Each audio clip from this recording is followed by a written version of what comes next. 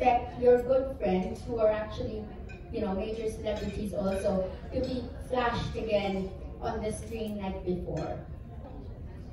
Augie, you better take this one. Yeah. I'm still in the dark on this one. You know what? We haven't, because our director is also our scriptwriter. Yung pinanood mo kasi Valentine yun. So more on love talaga yung thrust ng concert niya. But this time around, it's not just Valentine. We're dealing with music, life, and all that. So I haven't really yet seen the questions, but I would assume hindi lang tungkol sa love. Although most of our love songs our songs are about love, and there are a few surprises as far as cameos is concerned. I like the fact that you brought it up, so I'll make sure there'll be more. There'll be more. I can tell you, and I'm happy that you liked it.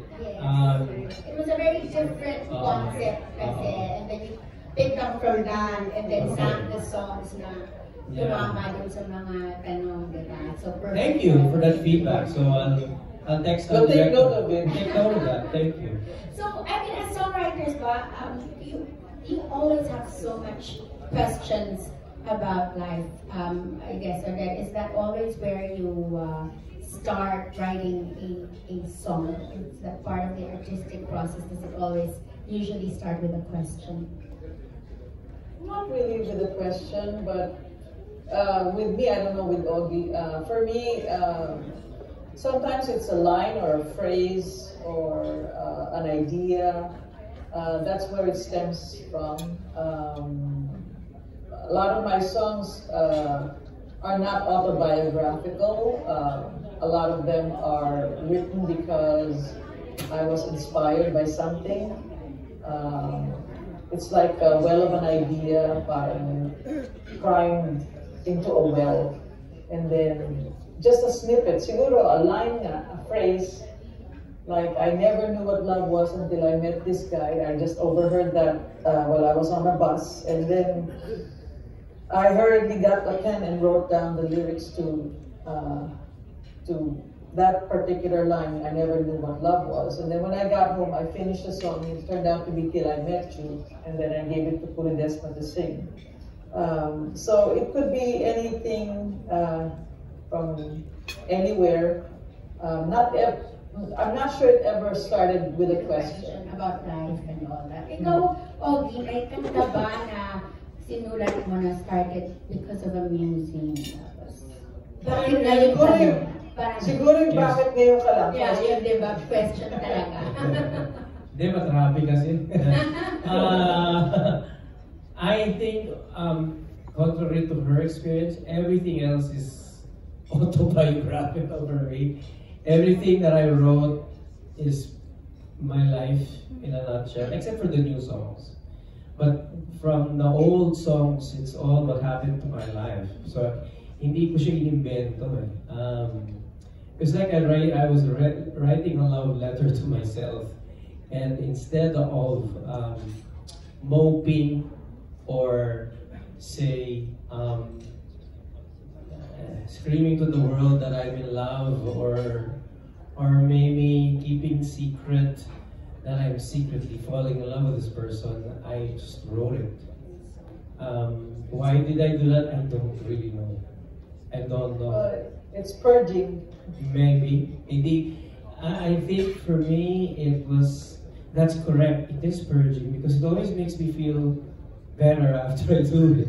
It's like I always liken it to having a cup of coffee, because when you take, well, this is so profound. It's amazing. No, so whenever I have coffee, alam ko mapait yung iinumin ko. But after kong inumin at higupin yung mainit na kape, I feel somehow that may ginhawa ko nararamdaman. It's the same with the song. I know that whenever I write something, especially when it's about being hurt and all that, it's gonna be painful. It's gonna be shameful, and I think there are so many things you have to consider when you write a song. It's just like, my gosh, baka ang pangit, baka ang baduy, baka my gosh, ang emo ko naman. You know, those things you really have to consider, and you're exposing yourself to so many people, and people will say, my gosh, that song sucks, and that will hurt not only your ego, but you know, the relationship that you were so, you know, willing to expose. And it turned out to be a bad song. Yeah, diba? So, but you were just willing to put it out there. Just put it out there. And so kudos to all the songwriters for having the courage to just put it out there. You're subjecting yourself to a lot of things, opinions, blah, blah, blah. Yeah. Given yung different Songs are process, subjective anyway. sorry, given your different processes, last question na lang, since 9th concert na, do you think at some point, as you said, you don't really talk about songwriting, you don't talk shop too much, pero pwede bang maka-expect kami ng collab naman eventually of a song written by Odette Quesada and the Ogie Alcacid soon? Yeah. No, I'll work on it. We're working on something. We talked about it, and Odette sent me a snippet, which I haven't listened to, darling, because I was. I know you were on your way home. I was on my way home, but I will listen to it and work on it. Kasi ngayon ang collab, hindi naman pwedeng you're always together at the same place at the same time. No? So collabs can be, you know, snippets of, oh, what if we add this, what if we add that, and this, that. So, yeah, we are working on something. So hopefully we will be able to perform it live on November 7th. Thank you. Thank you also. Thank you, Tessa. Ito, next natin magtatanong is the editor of the Manila Bulletin, Mr. Barry. Thank you. Hi guys, June, gusto ko lang pasalamat kasi I had a press con, I think last month with some of you. Dun sa ba you know, I know you are, I'll post it, but thank you for the articles. Much appreciated. Si Tessa, Sina Tessa, Bobby, si Nikki, nabasa ko lahat yan. Thank you, and you too. Thank you. At saka yung mga iba pa, maraming lumabas. And thank you. Buti na may kapin ko. Meron po muna yung kapin ko. Naman ng tubig kasi. Anyways, ito Mr. Bobby Quintino will ask the last question for Miss Odette Quesada. Tapos, kasi she needs to sleep na. Miss Odette and Ogie, so she's already 42 eh. Wish your mic. I wish. Magandang hapon po. So, having been in the industry for many years now, how does it feel na hanggang ngayon relevant pa yung mga kanta nyo? And, of course, relevant pa rin si Odette and Ogie. How does it feel? Me personally, my songs are in their early 40s now. I just recently celebrated my 40th anniversary a couple of years ago. So the songs have been out there for 43 years actually. My very first song was Give Me a Chance, and then Don't Know What to Do. Everything followed after that.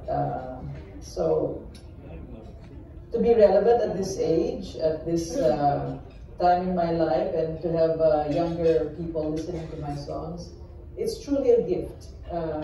When I set out to be a songwriter, I would have been okay with my songs being out there for the time, for the decade maybe, for it to have lasted this long and people still recognizing it, learning it, getting to know it.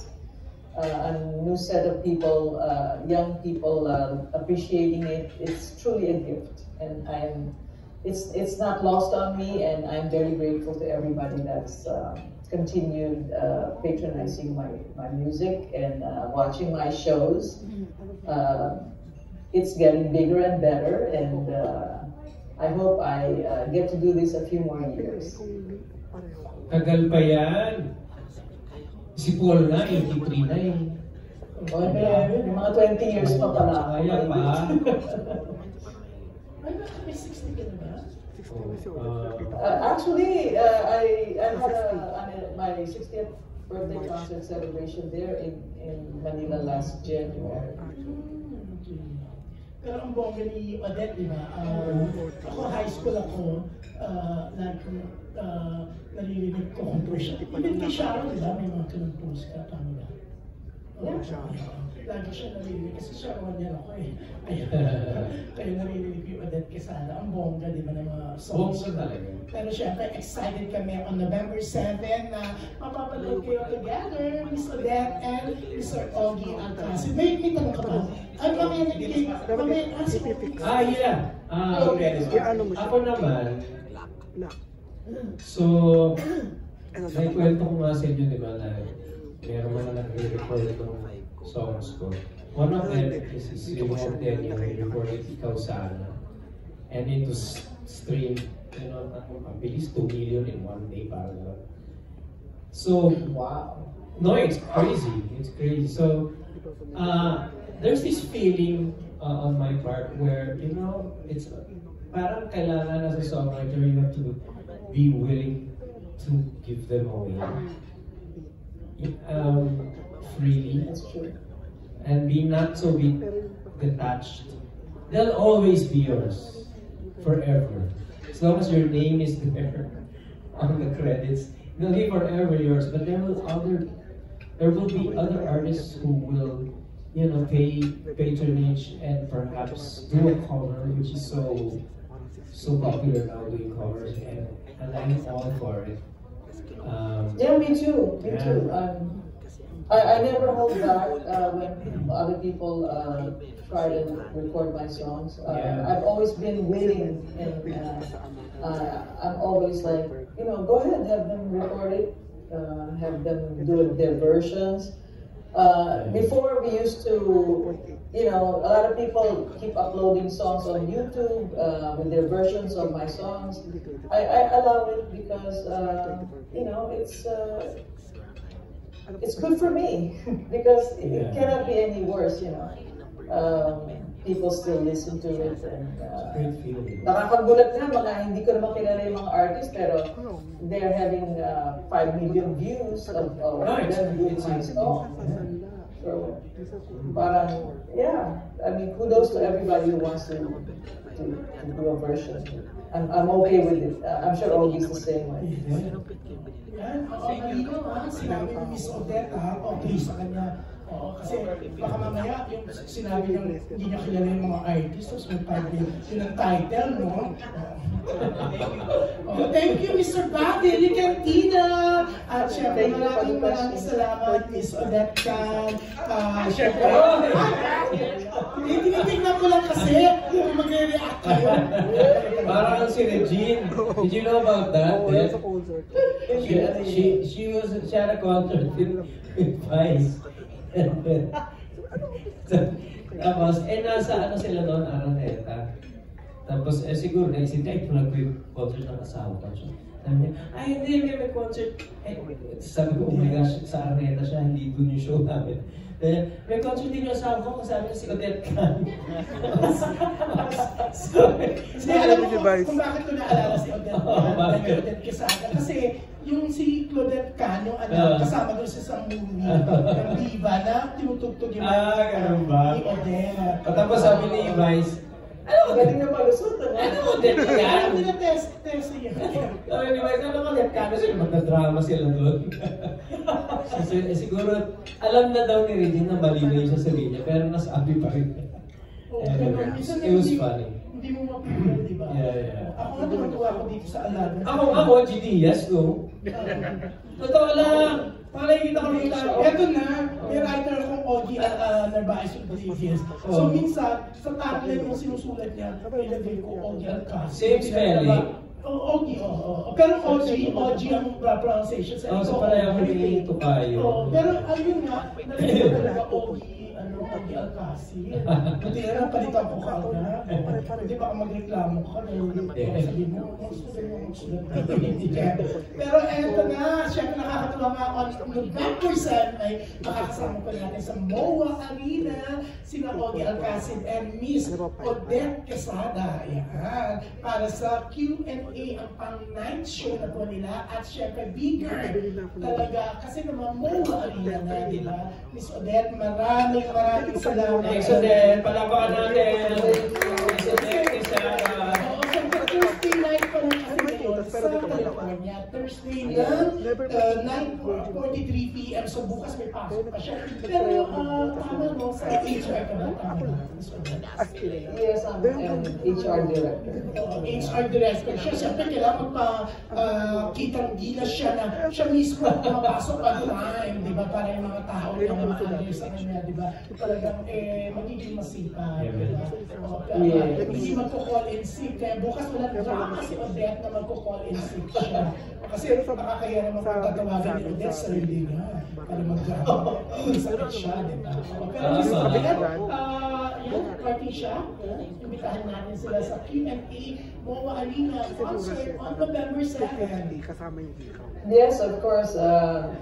First and foremost, thank you everybody for coming to this press con and asking the questions that you did. Maraming salamat po. And of course, to our producers, NY Productions and Ogi's company. Well, 18. Oh, the Alcacid team. Yeah, the 18.